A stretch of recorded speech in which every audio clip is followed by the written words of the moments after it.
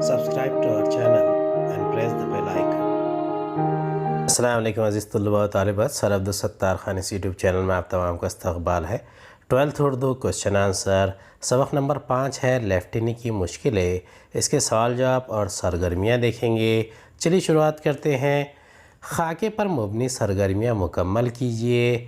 پہلا ہے سبق سے موضوع لفظ تلاش کر کے شب کی خاکہ مکمل کیجئے۔ ڈبے میں داخل ہونے والا افسر، بازو، زبان۔ میس میں داخل ہونے والا افسر، بازو، زبان۔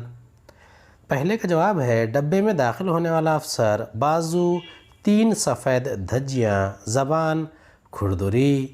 میس میں داخل ہونے والا افسر، بازو، پیتل کے 3 چمکتے ستارے، زبان، شائستہ۔ دوسرا ہے سبق سے موضوع لفظ تلاش کر کے رواں خاکہ مکمل کیجئے۔ استقبالیہ کے لیے مصنف کی توقعات۔ اس کا جواب ہے استقبال کے لیے مصنف کی توقعات: فوج کا دستہ سلامی کے لیے آئے گا، بینڈ ہوگا، موٹریں ہوں گی، ڈرائیورز ان کے لیے دروازہ کھولیں گے۔ تیسرا ہے سبق سے موضوع لفظ تلاش کر کے شب کی خاکہ مکمل کیجئے۔ مقامات، انٹرویو، ٹریننگ۔ اس کا جواب ہے مقامات انٹرویو، جہلم، پنڈی، شملہ، ٹریننگ، مہو، مدھیہ پردیش۔ ہدایت کے مطابق درج ذیل سرگرمیاں مکمل کیجئے۔ پہلا ہے لیفٹیننٹ بننے کے شوق میں مصنف کو جن مراحل سے گزرنا پڑا ان کے بارے میں مفصل لکھیے۔ دوسرا، مہو اسٹیشن پر پہنچنے پر خلاف توقع پیش آنے والے واقعے کے بارے میں تفصیل سے لکھیے۔ تیسرا، مصنف کے منزل مقصود پر پہنچنے کا منظر تحریر کیجئے۔ چوتھا، میس میں مصنف کو جو تجربہ حاصل ہوا اسے لکھیے۔ پانچواں، انگریزی کھانا کھانے کے لیے مصنف اور دیگر نو واردوں کو جن مشکلات کا سامنا کرنا پڑا اسے تحریر کیجئے۔ پہلے کا جواب ہے ہندوستان برطانوی سامراج کا ایک حصہ تھا۔ اس دوسری عالمی جنگ میں ہندوستان برطانیہ کے باہمی و مددگار تھے۔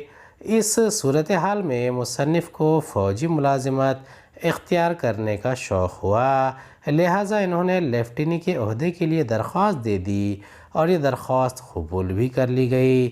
انٹرویو کے لیے جہلم پہنچے، پھر دوسرے انٹرویو کے لیے پنڈی بلائے گئے، اس میں بھی کامیاب ہوئے تو تیسرے اور فائنل انٹرویو کے لیے شملہ گئے۔ اس کے بعد گھر پہنچ کر آرڈر کا انتظار کرنے لگے۔ آخر کار ڈاکیے نے مصنف کو لیفٹینی کے لیے منتخب ہونے کا مزدہ سنایا اور پھر انہیں ٹریننگ کے لیے OTS مہو جانا پڑا۔ مصنف نے بھی اسے خود کو لیفٹیننٹ سمجھ لیا اور یہ گمان کر بیٹھے کہ ٹریننگ ان کے منصب کی شان کے شایان ہوگی، آؤ بھگت اور ٹھاٹ باٹ کے سامان خوب ہوں گے، لیکن معاملات اور مراحل بالکل برعکس ظاہر ہوئے۔ ٹریننگ کا یہ مرحلہ انہیں ایک طالب علم ہی کی طرح مکمل کرنا پڑا۔ دوسرے کا جواب ہے لیفٹینی کے لیے منتخب ہونے پر مصنف کو ٹریننگ کے لیے OTS مہو جانا پڑا۔ مہو ریلوے اسٹیشن پر پہنچے، انہیں توقع تھی کہ فوج کا دستہ استقبال کے لیے آئے گا، اعزاز میں بینڈ ہوگا، موٹریں ہوں گی جن کے ڈرائیور ان کے لیے دروازے کھولیں گے اور انتہائی ادب کے ساتھ بنگلے تک پہنچا دیں گے، لیکن ایسا کچھ بھی نہیں ہوا۔ ٹرین میں ایک انگریز افسر داخل ہوا اور ڈبے کے سارے کیڈٹس کو ڈبے میں ہی رکنے کو کہا۔ پھر جب سارے مسافر اتر گئے تو انہیں 3 لائن بنانے کے لیے کہا اور پھر 3 ٹرکوں میں اپنے ساز و سامان کے ساتھ سوار ہونے کا آرڈر دیا۔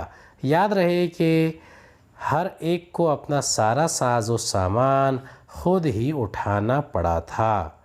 تیسرے کا جواب ہے لیفٹینی کے لیے منتخب ہونے کا آرڈر ملنے کے بعد مصنف کا دماغ 7ویں آسمان پر تھا، تبھی سے وہ اپنے آپ کو لیفٹیننٹ سمجھ بیٹھا۔ ٹریننگ کے ضمن میں بھی وہ بہت سی خوش فہمیوں میں تھا کہ اس میں بالکل اعلیٰ آفیسر کی طرح سلوک ہوگا، ان کے جیسے ہی تکلفات کا اہتمام ہوگا، استقبال ہوگا، بنگلے میں قیام ہوگا وغیرہ۔ لیکن وہم و گمان کے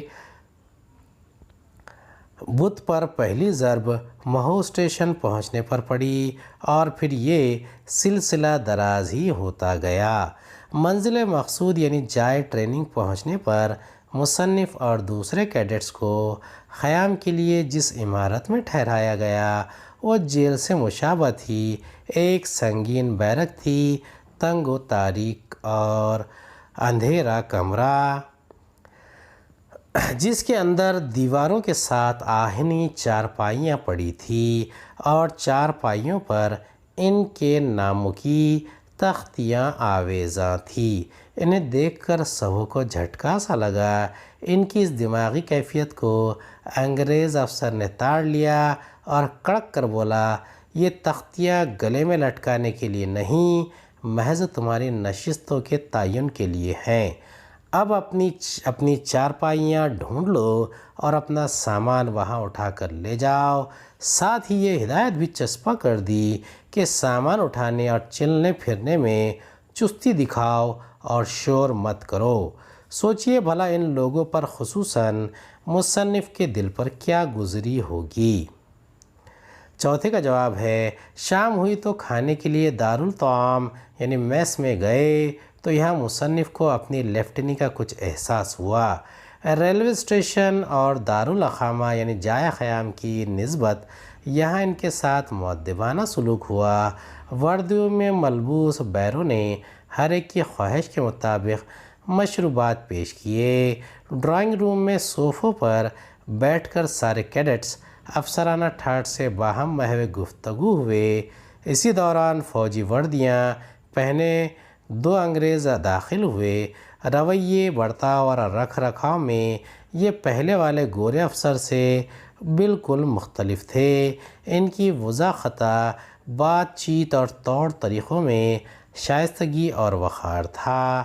انہیں دیکھ کر مصنف کو فخر محسوس ہوا کہ یہ اور وہ افسر ایک ہی لڑی کے موتی ہیں، یعنی ہم رتبہ و منصب ہیں۔ آج نہیں تو کل ان کے کندھوں پر وہی جگمگ کرتے ستارے ابھرنے والے تھے۔ یاد رہے کہ ان دونوں افسروں کے کندھوں پر پیتل کے 3 چمکتے ستارے تھے۔ پانچویں کا جواب ہے، میس میں مصنف اور دیگر نوواردوں یعنی کیڈٹس کو انگریزی طرز کے کھانے پیش کیے گئے، جنہیں انگریزی تمدن کے مطابق یعنی چھری کانٹے سے طعام فرمانا تھا، اور یہ کام ان لوگوں کے لیے جوئے شیر لانے جیسا تھا۔ وہ لوگ چھری کانٹوں سے کھانے کی حتی الامکان و حتی المقدور کوشش کرتے، لیکن ناکام ہونے پر لوگوں خصوصاً انگریز افسروں سے نظر بچا کر ہاتھ کی انگلیوں سے کام لے لیتے۔ اس صورتحال کو مصنف کے الفاظ میں دیکھتے چلے، گویا انگریزی کھانا اردو میں کھا لیتے۔ بعض اوقات یہ بھی معلوم نہ ہوتا تھا کہ بیرا جو کچھ سامنے رکھ گیا ہے اس کے ساتھ کیا سلوک کرنا ہے، چنانچہ کنی آنکھ سے دیکھتے کہ انگریز ان ڈشوں کو کیسے طعام فرماتے، بس ان کی اتباع کر بیٹھتے۔ چھٹا سوال ہے، پی ٹی میدان اور کالج میں تاخیر سے پہنچنے کے فرق کو تحریر کیجیے۔ ساتواں، پی ٹی کی مشقوں کے بارے میں مصنف کے خیالات قلم بند کیجیے۔ آٹھواں، ناشتے کے بعد کا احوال لکھیے۔ نواں، ڈرل سے قبل کپتان صاحب اور مصنف کا عمل تحریر کیجیے۔ 10واں، بوٹ دیکھنے اور پہننے کے بعد مصنف کے محسوسات بیان کیجیے۔ چھٹے کا جواب ہے، میس میں طعام وغیرہ کے مراحل تکمیل پا گئے تو دونوں انگریز افسر اٹھ کھڑے ہوئے۔ ہدایت دینے والا گورا حاضر ہو گیا اور مجلس کی ساری خوشگواری کا خاتمہ کر دیا اور چلا کر کہا کہ سب کو پی ٹی کے میدان میں صبح 7 بجے حاضر ہونا ہے۔ چونکہ پہلا دن بڑی مصروفیتوں بھرا تھا، لوگ تھکے ماندے رات میں سوئے تو صبح اٹھنے میں تھوڑی سی دیر ہو گئی۔ کئی لوگ پی ٹی میدان پہنچنے میں 1-2 منٹ کی تاخیر کر بیٹھے۔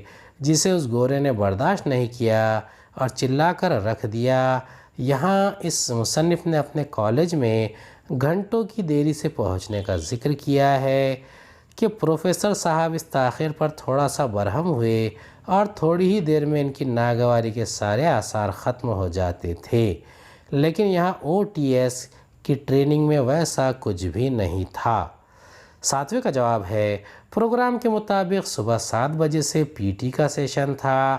سارے کیڈٹس کو میدان کے ارد گرد دوڑایا گیا یعنی ڈبل مارچ کرایا گیا اور پھر جسم کے کئی جوڑوں کو حرکت دے کر موڑ کر جھکنے کی کئی طرح کی ورزشیں کرائی گئی۔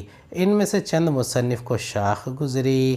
بہرحال آدھ پون گھنٹے کی PT کے بعد وہ ہر طرح کی ورزش کرنے میں کامیاب ہو ہی گئے۔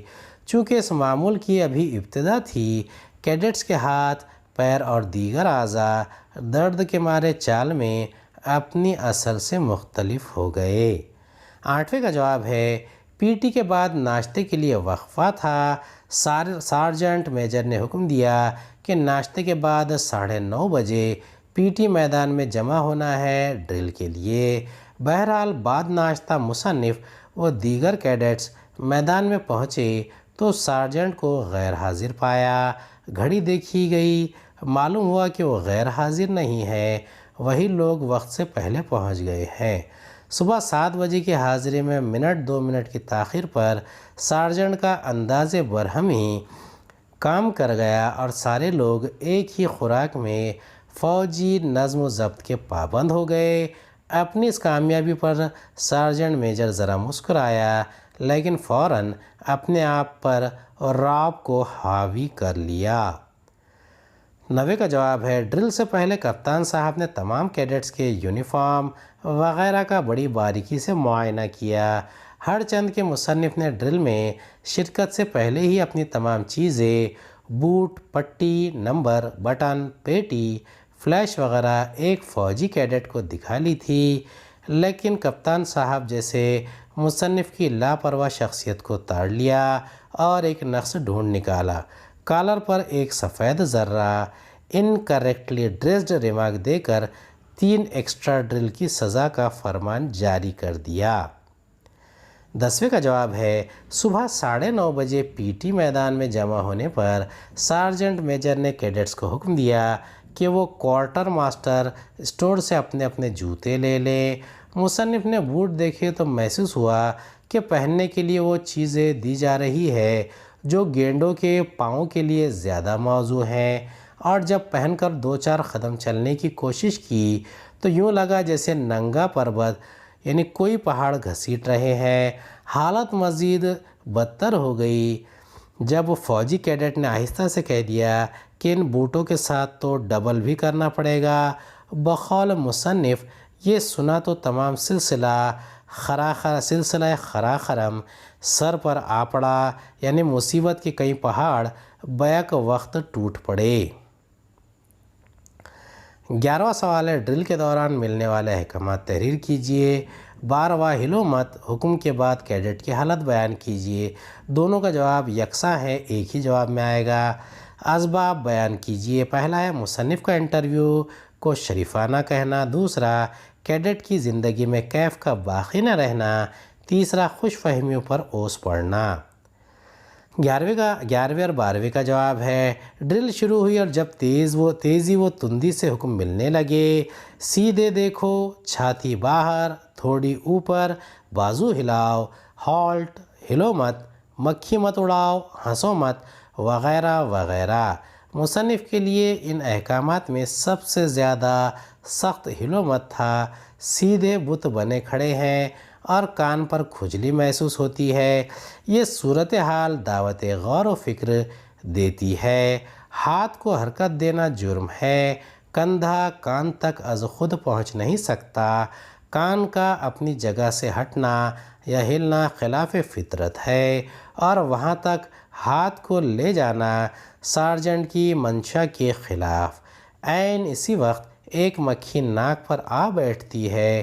ایک تو ناک پہلے ہی سے کھجلا رہی تھی اور اس پر مکھی کا آ بیٹھنا، اس مکھی کو فنا کرنے کی بے پناہ خواہش مصنف کے دل میں پیدا ہوتی ہے، لیکن سارجنٹ سے آنکھ بچانا بے حد مشکل، اور پھر محض ارادے کو بھانپ کر ہی سارجنٹ کا چلا اٹھنا، ڈونٹ کل نو فلائی، یعنی مکھی مت مارو۔ پہلے کا جواب ہے ملازمتوں میں مسابقت اور رش نہیں ہونے کے سبب گزرے وقتوں کے انٹرویو بڑے سادہ طریقے سے انجام پذیر ہوتے تھے، نہ کوئی مشکل و سخت آزمائشی امتحان کا مرحلہ اور نہ سلیکشن بورڈ وغیرہ کا خوف۔ اس لیے مصنف نے لیفٹینی کے لیے منعقد ہونے والے ایک نہیں 3 انٹرویو کو بھی شریفانہ کہا ہے۔ دوسرے کا جواب ہے مصنف لیفٹینی کے لیے منتخب ہوئے، ان کی دلی خواہش پوری ہوئی، لیکن انہیں OTS مہو میں تربیت و تنظیم کے سلسلے میں انتہائی سخت مراحل سے گزرنا پڑا۔ محنتوں اور مشقتوں کا پابندی کے ساتھ مظاہرہ کرنا پڑا، سخت قوانین پر ڈسپلن کے ساتھ عمل پیرا ہونا پڑا، اور یہ سب کچھ کیڈٹس خصوصاً مصنف کی فطرت و مزاج کے برعکس تھا۔ کلاس روم میں میسر تھوڑی سی آزادی سے زندگی کے کیف کے باقی رہنے کا ذکر کر کے مصنف کہنا چاہتے ہیں کہ کیڈٹ کی زندگی میں کیف نام کی کوئی چیز باقی نہیں رہ گئی تھی۔ تیسرے کا جواب ہے لیفٹینی کے لیے منتخب ہو جانے کے بعد ہی مصنف نے یہ سمجھ لیا کہ وہ لیفٹیننٹ ہو گئے۔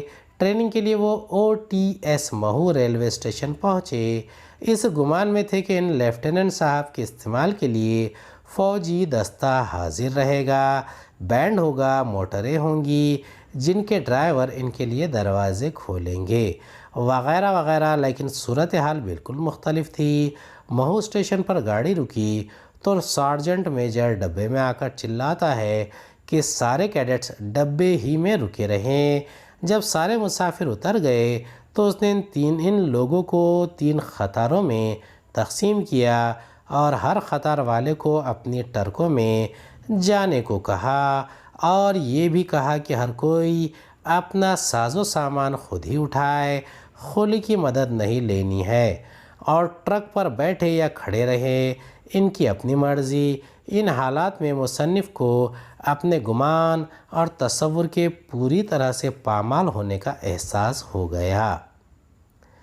درج ذیل جملوں کی استحسانی وضاحت کیجیے۔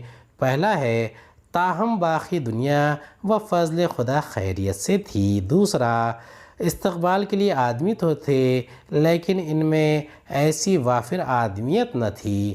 تیسرا اس وقت ہم کورٹ مارشل کو مارشل لا کا قریبی رشتہ دار سمجھتے تھے۔ پہلے کا جواب ہے 1 ستمبر 1939 کو جرمنی پولینڈ پر حملہ آور ہوا۔ اسی واقعے سے دوسری عالمی جنگ کا آغاز ہوا۔ ابتدائی دنوں میں جنگ رقبے کے لحاظ سے محدود تھی، حالانکہ کئی اور ممالک اس جنگ میں کود پڑے تھے۔ ہندوستان برطانوی نوآبادیات میں سے ایک تھا۔ ہندوستانیوں نے برطانیہ کی حمایت کی۔ بہرحال ہندوستان کی سرزمین پر جنگ نہیں ہوئی، لیکن ہندوستانی فوجیوں نے بعد کے دنوں میں شرکت کی۔ ابتدائی دنوں میں ہندوستان میں جنگ عظیم کی کوئی ہلچل بھی نہیں تھی۔ ان حالات کے پیش نظر مصنف کرنل محمد خان نے کہا ہے تاہم باقی دنیا بفضل خدا خیریت سے تھی۔ بفضل خدا خیریت سے ہونا کی تراکیب اکثر خطوط میں استعمال ہوتی ہے۔ دوسرے کا جواب ہے مہو ریلوے اسٹیشن پر اترنے سے قبل تک مصنف کو توقع تھی کہ ان کے استقبال کے لیے فوج کا دستہ آئے گا، بینڈ ہوگا، موٹریں ہوں گی جن کے ڈرائیور ان کے لیے دروازہ کھولیں گے، وغیرہ وغیرہ، لیکن ایسا کچھ بھی نہیں ہوا۔ مصنف نے یہاں ایک شخص کا ذکر کیا ہے جسے گورا کہہ کر متعارف کرایا ہے۔ وہ سارجنٹ میجر تھا، سخت مزاج تھا، انتہائی بلند زبان و لہجے میں ہدایت دیتا تھا۔ مصنف نے مذکورہ جملے میں ایسی شخص کی جانب اشارہ کیا ہے کہ وہ آدمی تو تھا لیکن اس میں وافر آدمیت نہیں تھی۔ تیسرے کا جواب ہے گورے آدمی سارجنٹ میجر کے سخت رویے کو مصنف اور دیگر کیڈٹس نے مجبوراً برداشت کر لیا، لیکن ان کے چہرے سے ظاہر ہو رہا تھا کہ لیفٹنی کی تکمیل کے بعد سب اس سے بدلہ لیں گے۔ فوجی معاملات پر لکھے گئے طنزیہ و مزاحیہ مضمون میں مصنف نے فوجی عسکری اصطلاحیں استعمال کی ہیں۔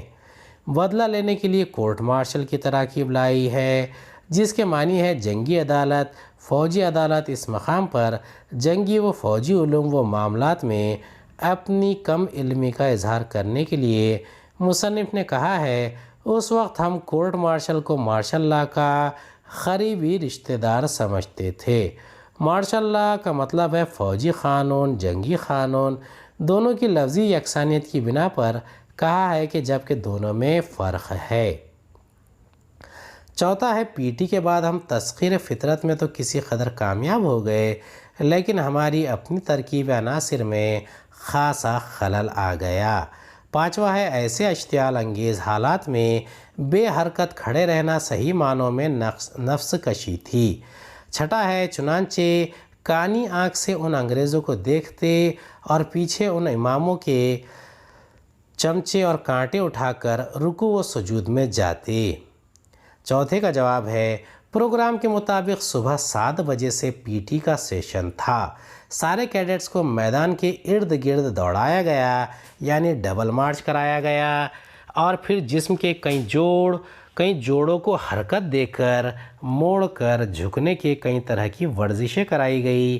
ان میں سے چند مصنف کو شاخ گزری۔ بہرحال آدھ پون گھنٹے کی پی ٹی کے بعد وہ ہر طرح کی ورزش کرنے میں کامیاب ہو ہی گئے۔ چونکہ اس معمول کی بھی ابتدا تھی، کیڈٹس کے ہاتھ، پیر اور دیگر اعضاء درد کے مارے چال میں اپنی اصل سے مختلف ہو گئے۔ خلل آنا محاورہ ہے جس کا مطلب ہے خرابی پیدا ہونا۔ پانچویں کا جواب ہے، ڈرل کے دوران سارجنٹ خوب تیزی و تندی سے حکم دیتا تھا، سیدھے دیکھو، چھاتی باہر، تھوڑی اوپر، بازو ہلاؤ، ہالٹ، ہلو مت، مکھی مت اڑاؤ، ہنسو مت، وغیرہ وغیرہ۔ مصنف کے مطابق ان سب میں ہلو مت کے حکم پر عمل کرنا عذاب عظیم تھا۔ ناک پر سے مکھی بھی نہیں اڑا سکتے، جبکہ کان پہلے ہی سے کھجانے کا متقاضی تھا۔ مکھی کی طرف ہاتھ اٹھانے کے صرف ارادے کو سارجنٹ بھانپ لیتا تھا اور اپنی ناقص انگریزی میں چلا اٹھتا، ڈونٹ کل، نو فلائی، یعنی سمجھ لو مکھی مت مارو۔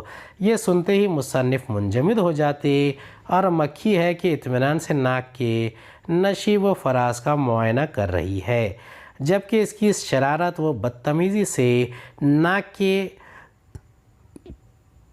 اس بدتمیزی کا جواب دینا کوئی مشکل کام نہیں تھا۔ اپنی مجبوری کو بیان کرتے ہوئے مصنف کہتے ہیں، ایسے اشتعال انگیز حالات میں بے حرکت کھڑے رہنا صحیح معنوں میں نفس کشی تھا۔ نفس کش کے معنی ہے اپنے نفس کو مارنا۔ مصدر کشتن یعنی قتل کرنا کا اسم فاعل ہے کش یعنی قتل کرنے والا۔ چھٹے کا جواب ہے، میس میں مصنف اور دیگر نوآوردوں یعنی کیڈٹس کو انگریزی طرز کے کھانے پیش کیے گئے، جنہیں انگریزی تمدن کے مطابق یعنی چھری کانٹے سے طعام فرمانا تھا، اور یہ کام ان لوگوں کے لیے جوئے شاعر لانے جیسا تھا۔ وہ لوگ چھری کانٹوں سے کھانے کے حتی الامکان و حتی المقدور کوشش کرتے، لیکن ناکام ہونے پر لوگوں خصوصاً انگریز افسروں سے نظریں بچا کر ہاتھ کی انگلیوں سے کام لے لیتے۔ اس صورتحال کو مصنف کے الفاظ میں دیکھتے چلے گویا انگریزی کھانا اردو میں کھا لیتے۔ بعض اوقات یہ بھی معلوم نہ ہوتا تھا کہ بہرہ جو کچھ سامنے رکھ گیا ہے اس کے ساتھ کیا سلوک کرنا ہے۔ چنانچہ کانی آنکھ سے دیکھ کر انگریز ان ڈشوں کو کیسے طعام فرماتے ہیں، بس ان کی اتباع کر بیٹھتے۔ ذیل میں دیے ہوئے موضوعات پر اپنی ذاتی رائے تحریر کیجیے۔ سبق کی روشنی میں فوجی نظم و ضبط، دوسرا سلسلہ قراقرم کا سربراہ پڑھنا، تیسرا مصنف کا لیفٹیننٹ بننے کا شوق۔ پہلے کا جواب ہے، سبق کے پیش درس میں کہا گیا ہے کہ سرکاری ملازمت کے ہر شعبے میں تربیت و تنظیم کو بڑی اہمیت حاصل ہے۔ فوج میں ملازمت کی تربیت وہ تنظیم تو دیگر تمام شعبوں کی تربیت سے مشکل مگر ناگزیر سمجھی جاتی ہے۔ انگریزوں کے زمانے میں یہ تربیت خاص انگریز حکومت کے فوجی اصولوں کی پابند تھی۔ مصنف نے اپنے مضمون میں جہاں جہاں بھی فوجی تربیت و تنظیم کے مراحل کا ذکر کیا ہے، ان کی کیفیت کے بیان سے اندازہ ہوتا ہے کہ فوجی نظم و ضبط عین اصول و ضوابط کے مطابق تھا۔ وہ بظاہر سخت تھا لیکن فوج کی ضرورت اور تقاضوں کے مطابق تھا۔ آج بھی جب ہم پولیس، فوج اور اس قبیل کی دیگر ملازمتوں میں کیڈٹس کی جدوجہد کا مشاہدہ کرتے ہیں تو ہوش ٹھکانے آ جاتے ہیں۔ دوران جنگ ایک فوجی کو غیر متوقع حالات اور حادثات کا سامنا ہوتا ہے۔ ان کا سامنا کرنا اس کے لیے اسی وقت آسان ہوگا جب اس کی تربیت ایک خاص فوجی نظم و ضبط کے ذریعے ہوگی۔ دوسرے کا جواب ہے سلسلہ کوہ خراخرا۔ یہ پہاڑی سلسلہ پاکستان، بھارت اور چین کے سرحدی علاقوں میں واقع ہے۔ یہ دنیا کے چند بڑے پہاڑی سلسلوں میں شامل ہے۔ خراخرم ترک زبان کا لفظ ہے جس کا مطلب ہوتا ہے کالی بھربھری مٹی۔ تیسرا، لیفٹیننٹ بننے کا شوق، اس کا جواب ہے دوسری جنگ عظیم کے ابتدائی زمانے میں مصنف کو فوج میں شامل ہونے کا شوق پیدا ہوا۔ لیفٹیننٹ کے عہدے کی درخواست دی۔ 3 مرحلے میں جہلم، پنڈی اور شملہ میں انٹرویو ہوئے اور لیفٹیننٹ کے لیے منتخب کر لیے گئے۔ انگریزوں کے زمانے میں لیفٹیننٹ کی تربیت خاص فوجی اصولوں کے مطابق ہوتی تھی۔ مصنف کا خیال تھا کہ تربیت شاندار ہوگی لیکن صرف میس میں ہی لیفٹیننٹ کا احساس ہوتا تھا۔ ہدایت کے مطابق درج ذیل قواعدی سرگرمیاں مکمل کیجیے۔ پہلا ہے محاوروں کو تلاش کر کے اپنے جملوں میں استعمال کیجیے۔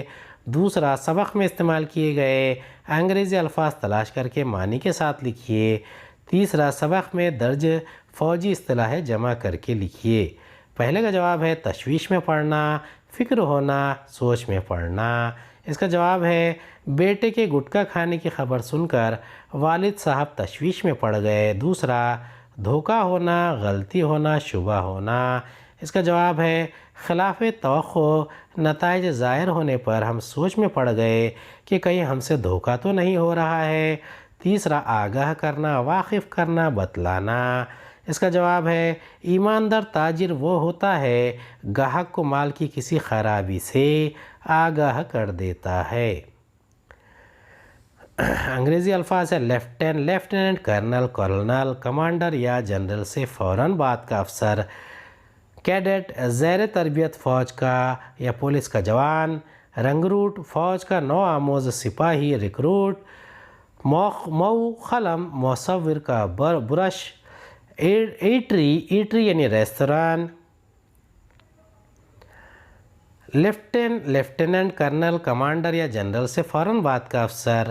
کمیشن، فوجی افسر بننا۔ سلیکشن بورڈ، انتخاب کنندگان کی مجلس، ادارہ۔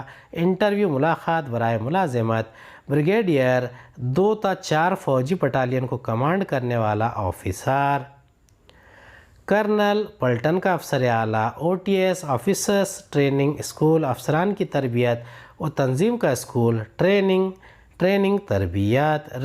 ریل گاڑی۔ ٹکٹ قیمت کی پرچی۔ سر، جناب، جناب والا۔ امید ہے آپ کو ہمارا ویڈیو پسند آیا ہوگا۔ اگلے ویڈیو میں دوبارہ ملاقات